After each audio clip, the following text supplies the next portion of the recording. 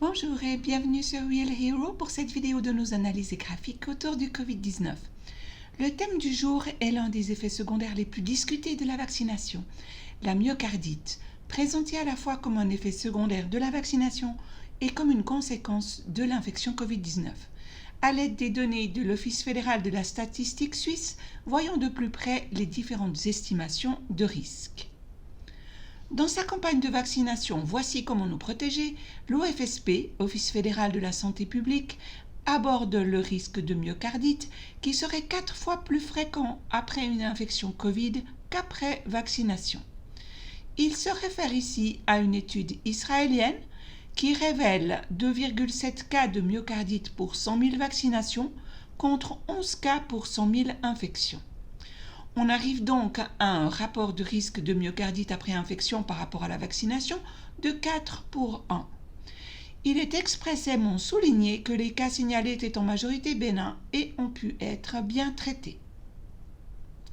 Il se réfère à cette étude sur la sécurité du vaccin Pfizer, sur laquelle je reviendrai plus tard, publiée dans le prestigieux New England Journal of Medicine. Compte tenu du risque attribué soit à la vaccination, soit à l'infection Covid, commençons par nous faire une idée de la maladie. Le terme myocardite désigne une inflammation du muscle cardiaque à laquelle s'ajoute la péricardite, qui est l'inflammation du péricarde, l'enveloppe du cœur. Différentes formes infectieuses et non infectieuses sont associées à des codes SIM10 correspondants. La forme inflammatoire entraîne une lésion du muscle cardiaque.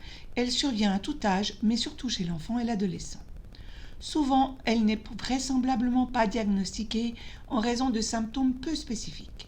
En Allemagne, 3500 patients atteints de formes graves sont hospitalisés chaque année, dont 150 décèdent, toutes classes d'âge confondues, soit tout de même 4,3%. L'information médicale professionnelle de la Gelbe Liste, liste jaune, un site d'information en ligne allemand destiné aux professionnels, indique qu'une fois le diagnostic posé, le patient doit être hospitalisé. Il est expressément fait mention de la mortalité élevée des myocardites aigus qui, malgré le traitement, peut dépasser 40% suivant la forme. Pour une certaine forme, le taux de survie à 4 ans est inférieur à 20% ou peut s'accompagner d'une insuffisance cardiaque ou de mort subite, ce qui devrait faire réfléchir au vu de certains incidents cardiologiques dramatiques survenus l'année dernière chez des sportifs de haut niveau. Dans ce contexte, la référence de l'OFSP aux évolutions généralement bénignes et faciles à traiter apparaît comme une minimisation très discutable. Il s'agit tout de même d'une maladie qui peut provoquer des dommages permanents au muscle cardiaque, lequel n'a pratiquement aucun potentiel de régénération. La page du CHUV consacrée à la myocardite confirme que des complications rares mais très graves peuvent survenir et qu'un patient qui souffre de myocardite devrait être hospitalisé. Ils informent aussi de l'importance d'éviter tout effort important pendant plusieurs semaines et que les cas les plus critiques peuvent déboucher sur une transplantation cardiaque.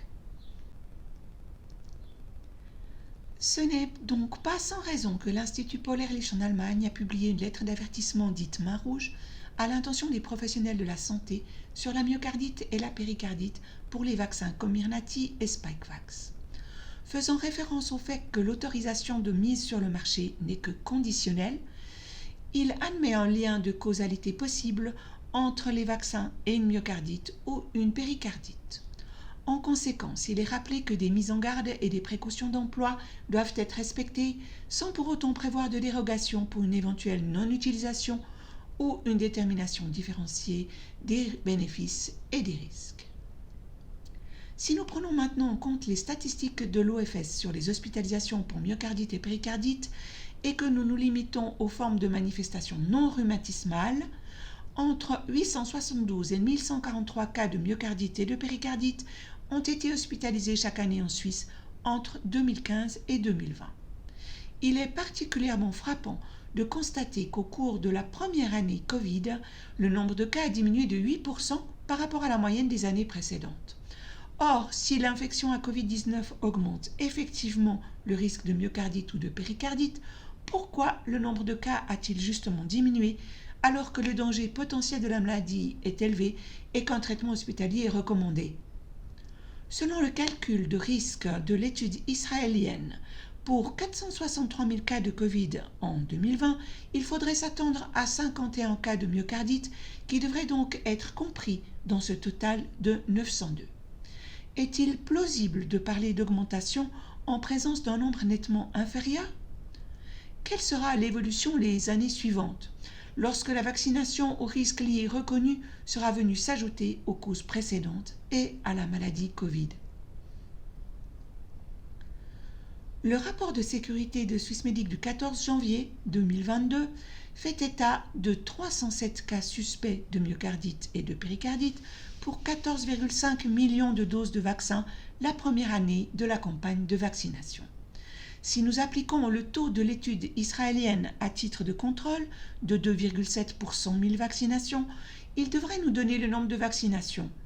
Or, nous obtenons environ 11,4 millions, soit 22% de moins que les chiffres de Swissmedic. Cela signifie soit que le taux de déclaration de la myocardite est 22% plus élevé en Israël qu'en Suisse, soit qu'il y a un retard de déclaration entre la vaccination et la déclaration ou la prise en compte de l'effet secondaire. Si nous ajoutons maintenant ces 307 cas déclarés au graphique, il devrait en résulter une nette augmentation du nombre total de traitements hospitaliers en raison du quota supplémentaire supposé en 2021. Si, compte tenu des effets secondaires des vaccins signalés, nous ajoutons également des cas de maladies éventuelles causées par le Covid, 101 autres cas viendraient s'ajouter. Si les autres causes se maintiennent au taux des années précédentes, il faudrait s'attendre à des hospitalisations de près de 1500. S'il y avait cette fois-ci une nette augmentation, cela indiquerait clairement un risque élevé lié à la vaccination qui, compte tenu du nombre élevé de vaccins, se retrouverait également de manière visible dans les services hospitaliers.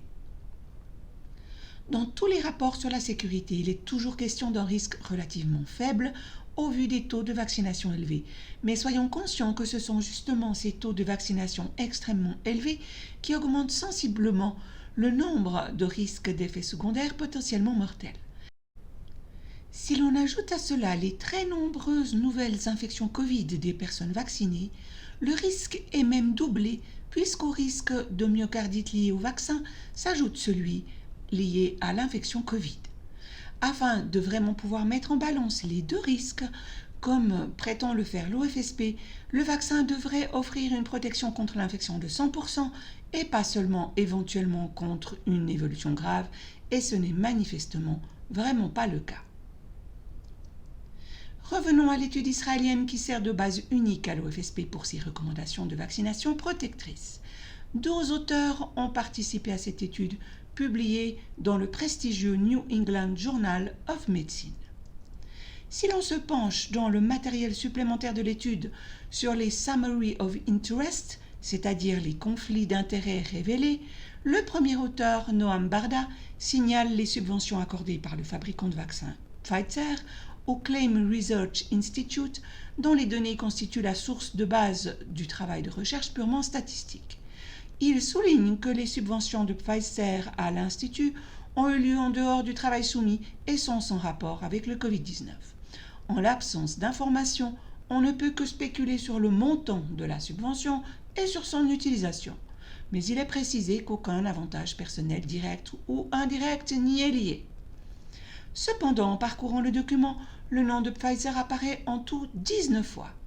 Et non seulement Noam Barda, mais aussi 6 autres collaborateurs du Clalit Research Institute font état du même conflit d'intérêts, même si tous excluent un bénéfice personnel direct ou indirect. De plus, Mark Lipsitch reconnaît que le President Fellows Harvard College a reçu des fonds de Pfizer pour l'épidémiologie du Covid. Je ne remettrai pas en question ici l'étude, ni son approche de la recherche, ni ses interprétations, laissant cela aux experts. Mais les liens étroits entre la société Pfizer et le Clalit Research Institute, qui fournit les données pour le travail, doivent être considérés comme un conflit d'intérêts sérieux. Actuellement, il convient de souligner que même des travaux de recherche scientifiquement douteux sont publiés par des revues renommées lorsqu'ils soutiennent la doctrine politique. Si cela s'avérait vrai, les fondements de la science seraient sérieusement mis à l'épreuve.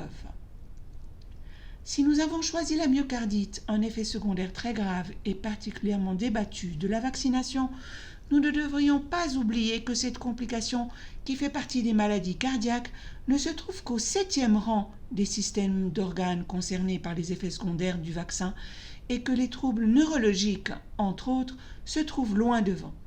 Il faudrait donc une fois de plus se poser impérativement la question d'un traitement sérieux des problèmes rencontrés, ainsi que d'une évaluation des bénéfices réellement transparente en s'éloignant de la propagande vaccinale véhémente au profit d'une évaluation scientifiquement valable.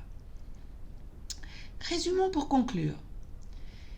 Les statistiques hospitalières de l'OFS montrent une diminution de 8% des traitements hospitaliers de myocardite et de péricardite au cours de la première année Covid en 2020. Au vu de cette baisse, l'affirmation selon laquelle la myocardite représente un risque particulier lié aux infections Covid-19 est-elle défendable ? L'OFSP ne se base pas sur les statistiques suisses, mais sur une seule étude israélienne pour évaluer les risques et recommander la vaccination. De plus, cette étude regorge de conflits d'intérêts non réfutés chez 8 des 12 auteurs. Les déclarations d'effets indésirables de Swissmedic ne sont absolument pas prises en compte. Nous attendons donc les données 2021 et 2022 avec impatience. Si elles sont récoltées avec soin, ce que j'espère, elles pourront apporter quelques éclaircissements. Compte tenu de la situation particulière sans cesse évoquée, il est absolument incompréhensible que la mise à disposition de données continue à se concentrer exclusivement sur l'évocation des risques liés au Covid, au lieu de traiter aussi consciencieusement les aspects opposés. Voilà pour mon message d'aujourd'hui. Merci pour votre intérêt, votre attention et votre soutien. Au revoir et à bientôt de la part de Real Hero.